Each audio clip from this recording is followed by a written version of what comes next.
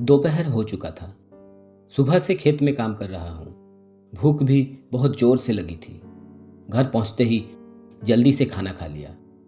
शरीर थका हुआ था। पेट भरते ही आराम की जरूरत पड़ी। आंगन में खटिया डाल के मैं लेट गया। हवाएं भी चल रही थी। फूलों की खुशबू से सारा आंगन भर चुका था। कब आंख लग गई पता ही नहीं चला। अचानक मुंह के ऊपर कुछ गिरा तो नींद टूट गई।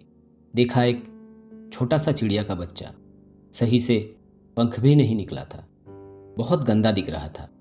ऊपर से मेरा नींद भी खराब किया। मुझे बहुत गुस्सा आया और मैं उसे फेंक दिया। सामने ही एक बिल्ली बैठी थी। फेंकते ही उसने झट से मुंह में दबोच लिया। ऐसा लगा जैसे उस बिल्ली को पता था कि ये चिड़िया का बच्चा मैं फेंकने वाला हूँ।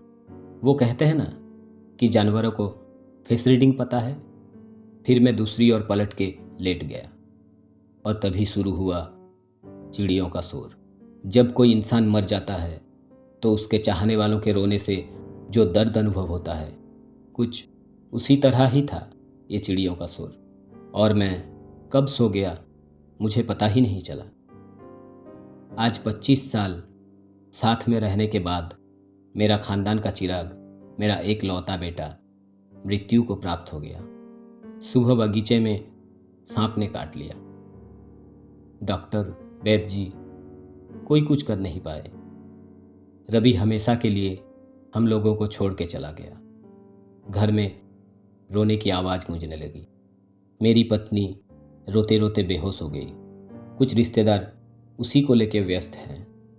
मैं घर से बाहर निकल के देखा, कुछ लोग रवि को शमशान ले जाने की तैयारी कर रहे हैं। मैं अपने बेटे के पास जाके बैठ गया।